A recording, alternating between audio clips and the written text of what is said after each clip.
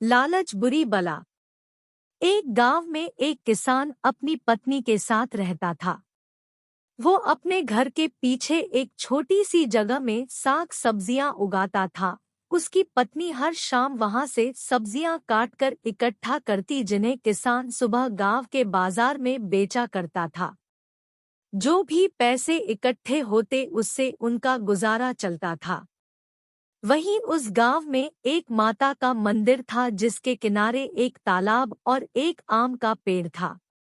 उस तालाब की मछलियां और पेड़ के आम भगवान को चढ़ाए जाते थे, इसलिए गांव वालों का उस तालाब से मछलियां पकड़ना या आम तोड़ना सख्त मना था। अगर कोई गांव वाला ऐसा करता पकड़ा जाता तो उसे सीधा गांव से बाहर निकाल दिया जाता था। एक दिन किसान अपनी सब्जियां बेचकर मंदिर के पास से गुजर रहा था। आम के पेड़ पर इस साल ढेर सारे आम लगे थे, जिसे देखकर किसान के मुंह में पानी आ गया। वह आम को तोड़ता, पर उस पेड़ की काफी निगरानी रखी जाती थी। पर जब किसान ने इधर-उधर देखा तो उसे वहां कोई नहीं दिखा। तब उसने जल्दी से आम तोड़ा और बहुत चतुराई से तालाब में वो आम को धोने के लिए उतर गया। जैसे ही वो पानी में गया, उसकी नजर ढेर सारी मछलियों पर पड़ी। उसने आव देखा ना ताव और तालाब में एक हाथ मारकर आधा दर्जन मछलियां निकाल ली और अपनी टोकरी में आम के साथ छिपा ली। किसान अपने ना पकड़े जाने से बहुत खुश था और इन्हीं ख्यालों में अपने घर को चल दिया। घर पहुंचकर उसने अपनी पत्नी को मछलियां दिखाई और कहा, आज इनको अच्छे से पकाना, मैं तब तक खेत में फसलों को पानी देकर आता हूँ। किसान पूरे मन के साथ पानी देने में जुट गया और उसकी पत्नी खाना पकाने लगी। कुछ देर बाद अपना काम खत्म करके किसान घर वापस आया। पत्नी ने खाना परोसा। मछली और आम देखकर दोनों के मुंह में पानी आ रहा था।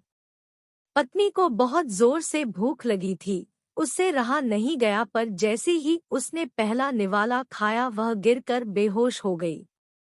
किसान उसकी यह हालत देखकर डर गया। उसे बिल्कुल समझ नहीं आ रहा था कि वह क्या करे।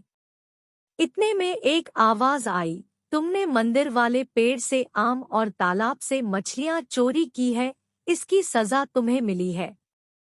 किसान डर गया, पर बहुत हिम्मत जुटाकर पूछा कि आप कौन है। फिर से आवाज आई, मैं उसी मंदिर की देवी हूँ जहाँ से तुमने चोरी की थी। तुम्हें किसी और ने देखा हो या नहीं, पर मैंने तुम्हें ये काम करते देख लिया था। किसान को अपनी गलती का एहसास हुआ और उसने कहा, माता, मुझसे बहुत बड़ी गलती हो गई, मुझे माफ कर दीजिए, मेरी पत्नी को ठीक कर दीजिए। मैं फिर कभी ऐसी गलती नहीं करूंगा। माता ने कहा, जिन बर्तनों में आज का खाना बनाया गया है उन्हें जाकर तालाब में डाल दो।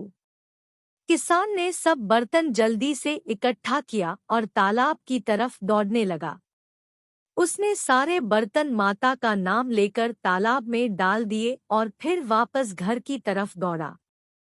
जब वह वापस पहुंचा तो उसकी पत्नी को होश आ चुका था। पत्नी को सही सलामत देखकर उसने देवी को धन्यवाद दिया और फिर कभी चोरी ना करने का निश्चय किया।